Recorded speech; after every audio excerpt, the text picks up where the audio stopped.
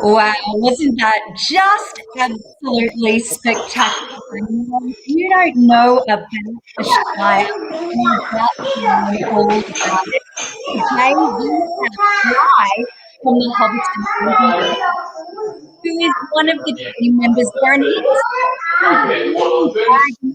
If you love Lord of the Rings and the Hobbit trilogy, you will know exactly where he is today. Welcome, Henry. Thank you very much. And hello, It's everyone. It's lovely to be with you all the way from the Green Dragon Inn, actually. We're here in the local establishment on the movie location that is the home of the Hobbits, the Shire. in the Shire. It's from the certainly, Shire. I love seeing everybody in the background and hearing everybody there. It's certainly a fabulous busy day for you. And I know certainly since the travel bubble has opened in Australia and New Zealand, you have seen Australians visiting there every single day. Yes, we were very blessed. We had our first visitor on the 19th of April. So day one, they flew into Auckland and travelled straight down to Hobbiton. And so every day we've seen our visitors, our family from Australia popping in for a visit on the way through. So, we're pretty blessed because we're 2 hours south of Auckland on the way to Rotorua and also within an hour and a half of Waitomo. So as key destinations in the Central North Island, Hobbiton has become part of the must-do travel activities for many travellers. And Australia has become, a very important partner to our offering. So we're looking forward to seeing that number increase and grow. And we had our first Contiki group through today, which was 28 all the way from Australia. So that's our first group also back into the bubble situation. So they've only just left on their way back to Auckland.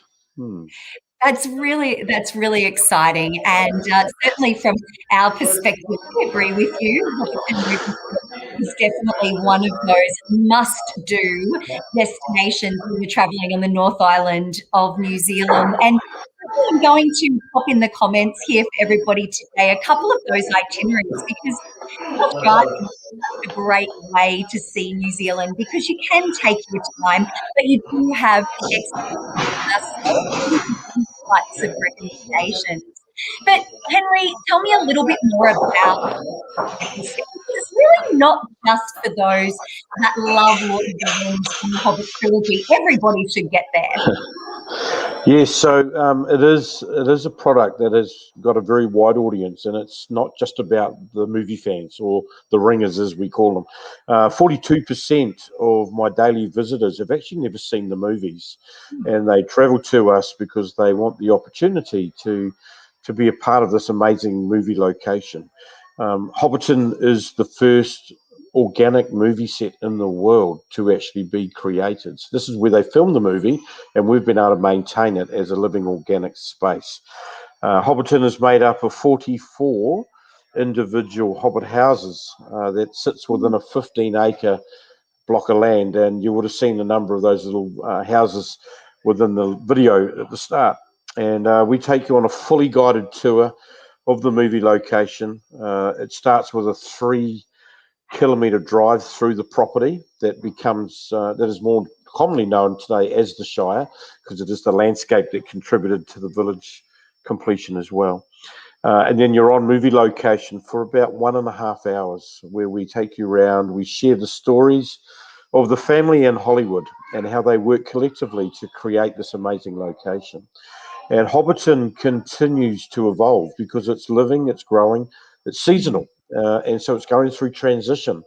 Many people ask me, when's the best time to go? And I say anytime, because it's amazing space any time of the year. Yes, you could get wet because it could be raining. It's an outdoor activity, but people were pretty amazed what we have here. It's full of flora and vegetable gardens and hobbit holes and all the props. We maintain it on a day-by-day basis. It's an organic space. They conclude at the Green Dragon Inn. So I'm sitting here at the Green Dragon now, and you can just see the bar just tucked in behind me. So after the hour and a half included in the hour and a half on site, there's a 20-minute stop at the Green Dragon. They all get a complimentary Hobbit beer as part of the tour.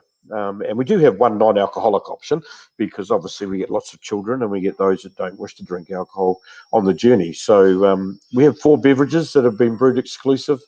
And so we have an amber ale, which is an English bitter. We have an apple cider from Saxville's Orchard, which is on location. And then we have our stout.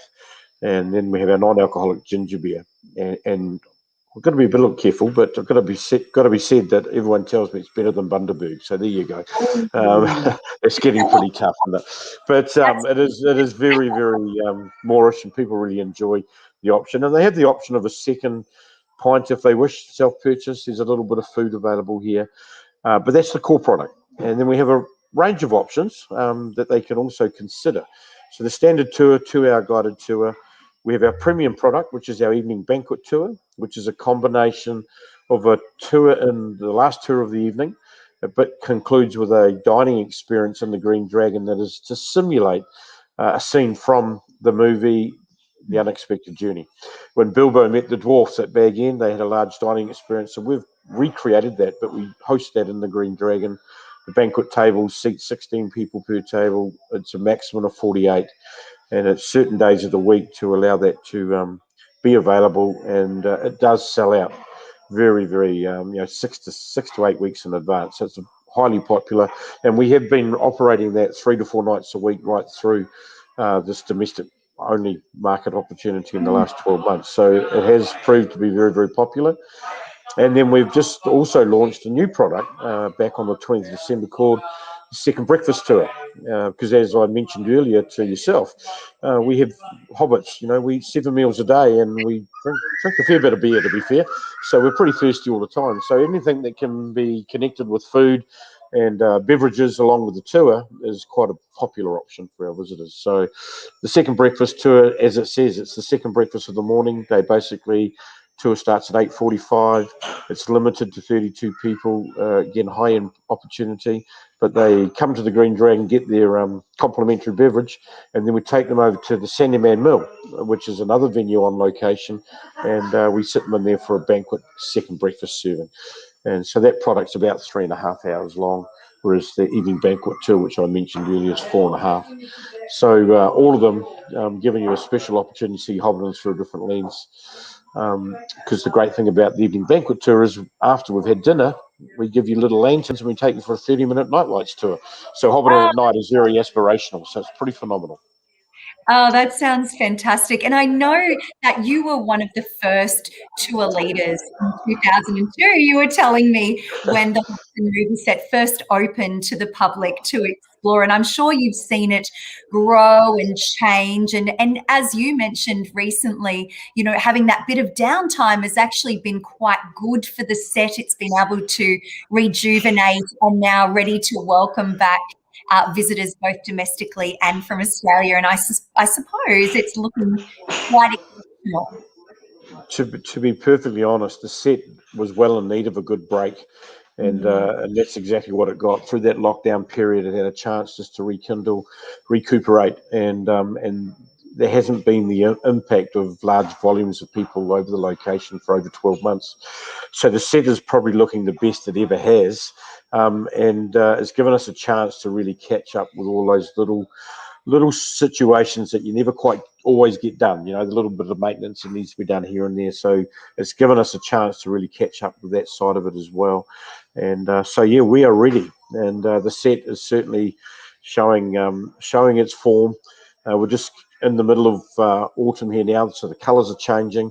We're going through transition in the gardens. So there's a lot of vegetation planting going on as we start to bring more of the surrounding wetlands into the environment as well. So Hobbiton actually is getting bigger, it's evolving, and it'll continue to be an improved product year by year, because that's the nature of it.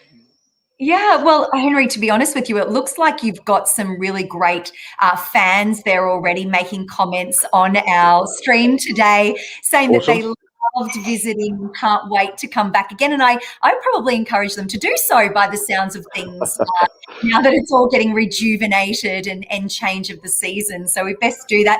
Although Paul has asked in the questions, where is Gandalf? That is the question, and I can't answer that. That's over to you. Yeah, so one of the biggest challenges is always keeping track of Gandalf. Yes. Being a wandering wizard, he's very hard to locate. So we actually have a replica model of Gandalf in our shop, so you can get a photograph right next door to him as you come through to get yourself set up for your tour. But one of the unfortunate things here is we're not allowed to reenact scenes from the movie, so there's no characters on location. But our visitors are more than welcome to dress up, come down, crossplay, and encourage others to do the same. So we get a lot of people in full costume. So we have had a number of Gandalfs through the location. I must admit, we get a lot more hobbits than we get wizards, but there's an amazing range of different types of hobbits too. My tallest hobbit I ever had here was a German lad, and he was 6'7", but he was Oh, wow. dressed as Bilbo Baggins. So there you go. There's a hobbit in us all. We just don't quite know it some of the time. Well, that's it. But there is a particular day where everybody can come and certainly are encouraged to come dressed up. And that is, of course, a very special day in September if people are lucky enough to be there on the 22nd. Yes. So the 22nd of September is actually the birth date of both Bilbo and Frodo Baggins. And so we have the International Hobbits Day. It's an FIT event that we offer here, along with a number that we do through the year, but that's the big one.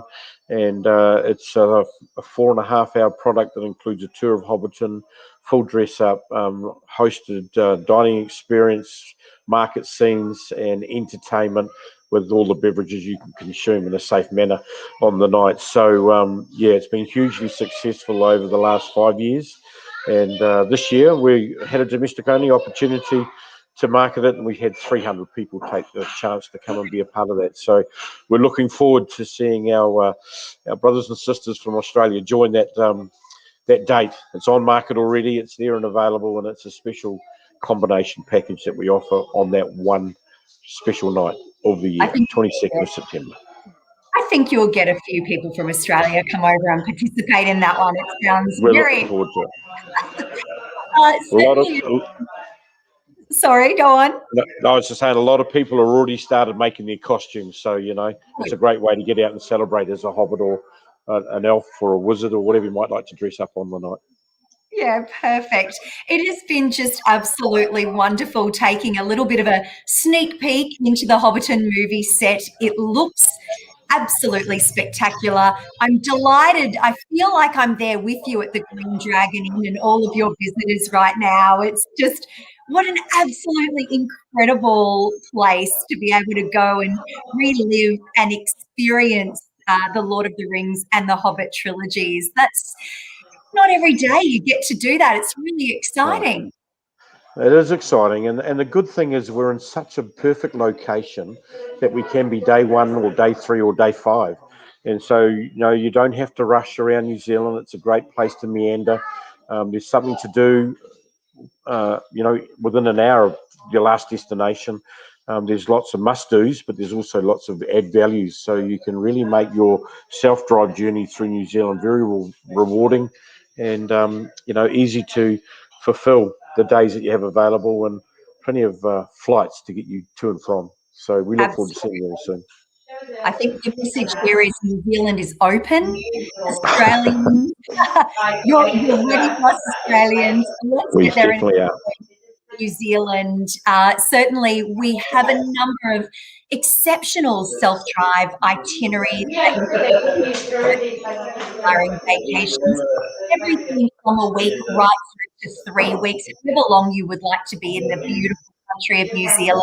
You can pay your car hire and, of course, accommodations. And we have some incredible stories along the way. And calling into the Hobbiton Movie Set is just those absolutely exciting days. Thank you so much, Henry. I hope to come and visit with you soon. We look forward to it, and hope to see you all in due course. So keep safe and get planning. We've got all the opportunities for you over there. Thank you very much. Thanks, Henry. Bye for now. Ciao. Time for a beer.